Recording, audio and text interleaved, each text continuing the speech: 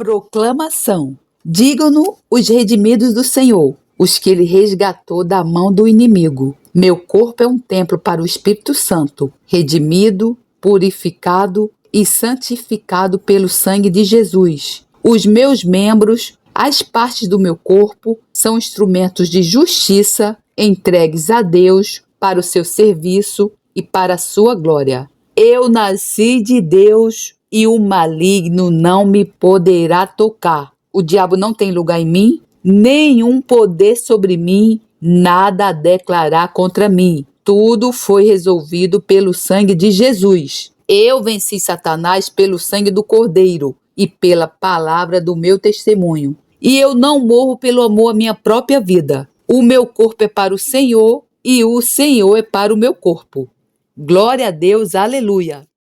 Carta de ensino, a palavra indispensável, de Derek Prince. Quando se consulta um médico, quer-se ter a certeza de que ele sabe exatamente o que está a dizer. Espera-se que os médicos sejam capazes de dizer-nos como prevenir as doenças, remediar a dor ou mal-estar quando necessário e como permanecer saudáveis e em forma. Queremos que eles tenham muita experiência na sua especialidade, mas também que tenham tido o estudo e o treino apropriado. Quantos de nós iríamos a um médico que nunca tivesse concluído o curso de medicina, estudado os livros ou que não se mantivesse atualizado acerca das mais recentes pesquisas científicas? Estaria esse indivíduo devidamente preparado para ajudar as outras pessoas? O mesmo aplica-se a nós cristãos. Podemos ter toda a experiência de campo possível e imaginária, mas se não tivermos estudado o livro, se não confiarmos no manual da autoridade, não seremos bem-sucedidos em viver a vida abundante. Pode defender uma filosofia razoável e pensamentos nobres sobre Deus todo dia, mas se não estiver enraizado na sua palavra, as suas palavras não serão de confiança. Não há forma de dar a volta a isto. A nossa vida cristã tem de ser construída sobre os alicerces da palavra de Deus. Existem duas aplicações nas Escrituras sob o título A Palavra de Deus. Uma é a própria Bíblia, a palavra de Deus escrita, e a outra é Jesus Cristo, a palavra de Deus em pessoa. Cada uma delas é chamada a palavra de Deus. Se desejamos estar corretamente relacionados com Jesus, temos de estar corretamente relacionados com a Bíblia. Se desejamos estar corretamente relacionados com Jesus, temos de estar corretamente relacionados com a Bíblia. Então, vamos descobrir a autoridade e o poder da palavra de Deus. De quem é esta palavra? A palavra autoridade vem da palavra autor. A autoridade de qualquer trabalho é a autoridade do seu autor. É o autor que dá autoridade ao que quer que ele produza. Por isso é importante conhecer a identidade do autor da Bíblia. Toda a Escritura é divinamente inspirada e proveitosa para ensinar, para repreender, para corrigir, para instruir em justiça, para que o homem de Deus seja perfeito e perfeitamente preparado para toda boa obra. 2 Timóteo 3, 16 a 17. Se deseja ser perfeito e plenamente preparado, totalmente equipado para toda boa obra, a fonte de tudo isto são as Escrituras. Se deseja ser perfeito e totalmente equipado para toda boa obra, a fonte de tudo isto são as Escrituras. Paulo também diz: toda a Escritura é inspirada por Deus. A palavra grega para inspirada por Deus é definida como respirada ou soprada por Deus. A palavra para fôlego ou sopro e a palavra para espírito são idênticas. Paulo está a dizer: toda a Escritura é soprada pelo Espírito de Deus. A autoridade por detrás da totalidade das Escrituras é a autoridade do Espírito Santo. Ele é, em última análise, o autor. Ele usou muitos instrumentos diferentes, mas a autoridade do Espírito Santo, que é o próprio Deus, dirigiu cada um deles. Quando nos alimentamos das Escrituras, estamos a alimentar-nos da autoridade do próprio Deus. Paulo também ressalta que todas as Escrituras são inspiradas, não apenas algumas.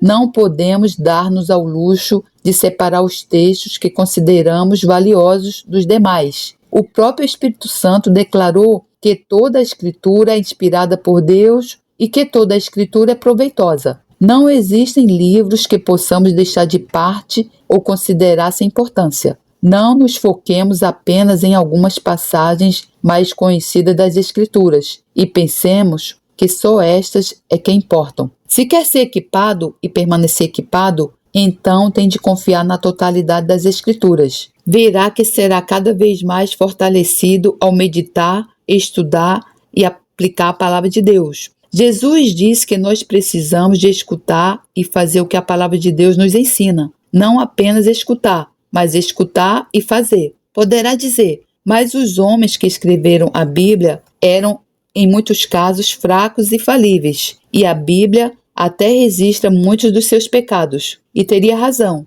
Eu acredito que isto é uma marca da exatidão da Bíblia, que ela registra os pecados daqueles que a escreveram. Muitas pessoas hoje em dia omitiriam os seus pecados e tentariam apresentar-se como sendo infalíveis. Os escritores da Bíblia não fizeram isso. Até Davi, que escreveu a maioria dos salmos, registrou seus graves pecados para que todos lessem. Então, como pode a Bíblia ser infalível se as pessoas que a escreveram eram falíveis? Há uma resposta maravilhosa a esta pergunta num simples versículo. As palavras do Senhor são palavras puras, como prata refinada em fornalha de barro, purificada 7 vezes. Salmos 12:6. Aqui está uma imagem de como as pessoas costumavam purificar o metal. Construíam uma fornalha de barro, acendiam o lume e colocavam o metal dentro para ser purificado. Temos 3 coisas nesta ilustração: a fornalha de barro, que é o instrumento humano, somente barro; o fogo, que é o Espírito Santo, que purifica a prata, que é a mensagem. Isto demonstra como homens e mulheres falíveis podem ser canais para produzir uma palavra de Deus inspirada e autoritária. O barro é o recipiente humano, o fogo é o Espírito Santo, e a prata purificada 7 vezes, absolutamente pura, é a mensagem de Deus. A Bíblia, apesar de ter vindo até nós através de recipientes de barro, homens e mulheres fracos, falíveis, com pecados, foi purificada 7 vezes pelo fogo do Espírito Santo. Ela é totalmente fiável. Jesus e a palavra. Precisamos de compreender a atitude do próprio Jesus perante a Bíblia, porque para nós que somos os seus discípulos, ele é o padrão. Como é que ele se relacionou com a Bíblia? Vejamos a sua resposta numa discussão com líderes judeus. Se ele chamou deuses aqueles a quem veio a palavra de Deus, e a Escritura não pode ser anulada. João 10:35. Aqui Jesus dá à Bíblia os 2 títulos que os seus seguidores têm usado desde então: a palavra de Deus e a Escritura. Onde ele usa a palavra de Deus, quer dizer que ela provém de Deus. Ela não vem de homens, mas do céu, de Deus. E onde diz a Escritura, refere-se ao que foi registrado pela escrita. Deus disse muitas coisas que não foram registradas pela escrita, mas as que estão inseridas na Bíblia estão lá para o nosso benefício. Elas contêm tudo o que necessitamos de saber para a nossa salvação. A atitude de Jesus está resumida na afirmação: a Escritura não pode ser anulada. Não consegue exprimir a autoridade das Escrituras de forma mais completa do que esta simples frase. Vejamos como Jesus usou as Escrituras. Ele é o nosso padrão. Veremos o que aconteceu quando Jesus estava no deserto a ser tentado por Satanás. O final do 3º capítulo de Mateus registra o batismo de Jesus no Rio Jordão. E sendo Jesus batizado, saiu logo da água. E eis que se lhe abriram os céus, e viu o Espírito de Deus descendo como pomba, e vindo sobre ele. E eis que uma voz dos céus dizia: Este é o meu Filho amado, em quem me comprazo. Mateus 3:16-17. Nós poderíamos pensar que após isto, Jesus iria ter uma vida fácil, já que ele tinha confirmação tanto do Pai como do Espírito, juntamente com o do profeta João o Batista. Mas não seria bem assim. Depois deste sereno e poderoso encontro, Jesus deu por si no deserto, em jejum, durante 40 dias, ia ser tentado por Satanás. Por favor, não pense que a bênção de Deus tornará sempre a sua vida mais fácil. A realidade é que, de certa forma, até poderá torná-la mais difícil, pois Satanás opõe-se mais firmemente àqueles que Deus ungiu. Lucas diz que Jesus foi guiado pelo Espírito para o deserto. Lucas 4:1. Mas no termo dos 40 dias, ele saiu no poder do Espírito. Versículo 14. Repare na diferença. Uma coisa é ser guiado pelo Espírito, outra coisa é mover e operar no poder do Espírito. Jesus não moveu, operou no poder do Espírito até que teve o seu conflito com Satanás e venceu. De certa forma, cada um de nós necessitará de percorrer este mesmo caminho. Teremos de vencer a tentação e a oposição de forma a podermos mover-nos no poder do Espírito Santo. Quando Satanás veio a Jesus, em Mateus 4, a primeira coisa que ele tentou Jesus a fazer foi a duvidar. Essa é quase sempre a aproximação inicial de Satanás. Ele não nega imediatamente a palavra de Deus. Ele vai questioná-la ou levará a que duvide dela. Atente para a primeira coisa que Satanás disse a Jesus. E chegando-se a ele, o tentador disse: Se tu és o Filho de Deus, manda que estas pedras se tornem pães. Mateus 4:3. Satanás é abusado mesmo. Lembre-se que Deus tinha acabado de falar do céu, dizendo: Este é o meu filho amado. Mas Satanás estava a desafiar Jesus para duvidar do que ele tinha ouvido de Deus. Se és o Filho de Deus, então faz alguma coisa para o provares. Manda que estas pedras se transformem em pães. Ele, porém, respondendo, disse: Está escrito, nem só de pão viverá o homem, mas de toda a palavra que sai da boca de Deus. Mateus 4:4. Isto é muito importante. Jesus lidou com a tentação, confrontando-a com a palavra escrita de Deus. Está escrito: Não julgue que é suficientemente esperto para discutir com o diabo. Ele já anda neste ramo há muito tempo. Não tente convencê-lo com seus argumentos. Em vez disso, confronte com as Escrituras. Não tente convencer o diabo com os seus argumentos. Em vez disso, confronte-os com as Escrituras. De cada vez que Jesus foi tentado, ele respondeu com: Está escrito. E sempre que Jesus o dizia, Satanás mudava de assunto. Ele sabia que não tinha qualquer resposta para as Escrituras. Não seja tentado a vencer Satanás pelos seus próprios meios. Apenas responda-lhe com a palavra escrita de Deus. As Escrituras têm autoridade. Aceite-a. Viva por ela. Responda ao diabo com ela. Ele não consegue responder a palavra escrita de Deus. E nunca esqueça que Satanás conhece toda a Escritura. As Escrituras têm autoridade. Aceita, viva por ela. Responda ao diabo com ela. Em Efésios 6,17, Paulo diz: Tomai também a espada do Espírito, que é a palavra de Deus. Existem duas palavras gregas para palavra. Uma é logos e a outra é rema.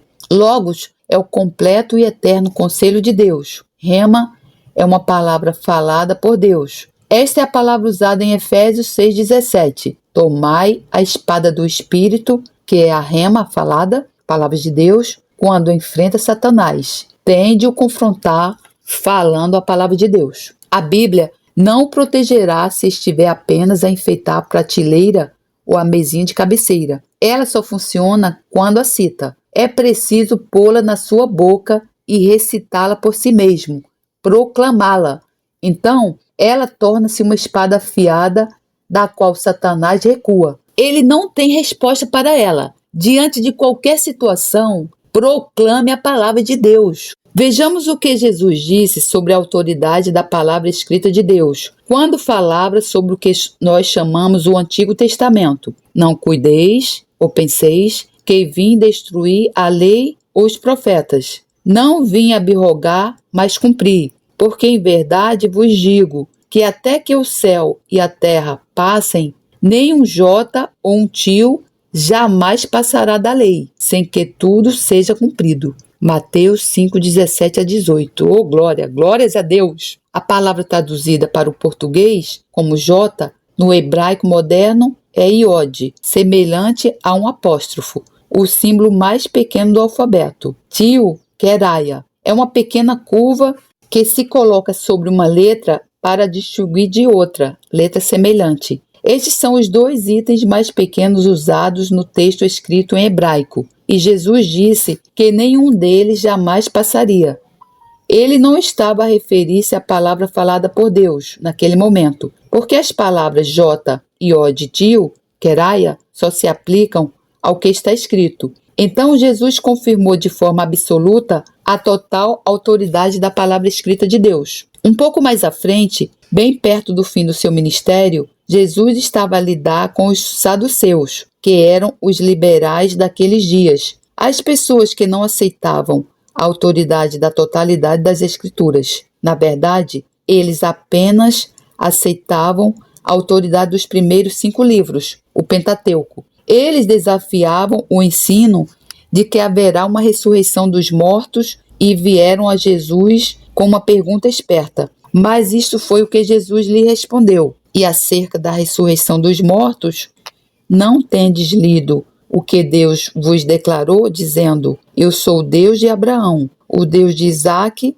e o Deus de Jacó? Ora, Deus não é Deus dos mortos, mas dos vivos. Mateus 22, 31 a 32. Reparem como Jesus aplicou as Escrituras. Estas palavras foram escritas por Moisés 14 séculos antes. Foram palavras faladas por Deus diretamente a Moisés. Mas Jesus não falou acerca delas como algo que tinha sido dito a Moisés 14 séculos antes. Ele disse: Não tendes lido o que Deus vos declarou? As Escrituras nunca estão desatualizadas. Elas nunca são somente o registro da esperteza humana. Elas são inspiradas por Deus. E mesmo que tenha sido Deus a falar há 3.000 anos atrás, ainda é Deus a falar-lhe hoje. Essa é a autoridade das Escrituras, tal como Jesus a compreendia. A autoridade do Novo Testamento. A autoridade por detrás do Novo Testamento é a mesma por detrás do Antigo Testamento. Vamos dar uma olhadela a Jesus com os seus discípulos. Ele está a prepará-los para o fato de ter de partir. Tenho-vos dito isto, estando convosco. Mas aquele Consolador, o Espírito Santo, que o Pai enviará em meu nome, esse vos ensinará todas as coisas e vos fará lembrar de tudo quanto vos tenho dito. João 14, 25 a 26. A autoridade por detrás dos escritos dos apóstolos é a autoridade do Espírito Santo. E Jesus disse que ele faria 2 coisas. O que quer que eu não vos tenha ensinado, ele ensinar-vos-á. E o que quer que eu vos tenha dito, que tenhais esquecido, ele vos trará à memória. Portanto, o registro dos evangelhos não depende da memória humana, depende da verdade do Espírito Santo. Deixe-me apontar que Jesus quebra as regras gramaticais para enfatizar que o Espírito Santo não é uma coisa, mas uma pessoa. De acordo com a gramática grega, ele deveria ter usado a preposição ou, isto, mas não fez. Ele disse ele. É vital compreendermos que o Espírito Santo não é apenas uma coisa. Ele é uma pessoa, e precisamos de relacionar-nos com ele como uma pessoa. Em João 16, Jesus revela outra característica importante do Espírito Santo, porque ele não falará de si, mas dirá tudo o que tiver ouvido, e vos anunciará o que há de vir. Ele me glorificará, porque há de receber do que é meu, e vô-lo há de anunciar. João 16, 13 a 14. O Espírito Santo glorifica sempre Jesus. Se alguma vez se confrontar com manifestações espirituais que não glorificam Jesus, mas dão glória a um homem ou em qualquer outra direção, pode ter a certeza que não é o Espírito Santo. O ministério supremo do Espírito Santo é revelar e dar glória a Jesus. A Bíblia diz que devemos testar os espíritos e que podemos testar se algo é do Espírito Santo, pois só o é se glorificar Jesus. Se não o fizer, pode até parecer muito bom ou espiritual, pode ser revelado em voz alta. Então não é do Espírito Santo, porque ele não glorificará nada ou ninguém além de Jesus. Estou particularmente atento a isto. Examino-me constantemente e pergunto-me: estou a dar glória a Jesus ou tento persuadir as pessoas de que Derek Prince é alguém importante? Derek Prince é apenas um pecador salvo pela graça de Deus. Na próxima carta de ensino, exploraremos mais acerca da natureza da Palavra de Deus. Ajudá-lo-ei a descobrir o seu extraordinário poder e os efeitos que ela pode ter na sua vida. Graças, Senhor, por esse ensino. Louvado seja o teu nome por todos os séculos dos séculos. Amém. Glória a Deus, louvado seja o Senhor, que a graça do Senhor Jesus Cristo, o amor de Deus e a comunhão do Santo Espírito estejam com vocês. Amém. Deus lhe abençoe.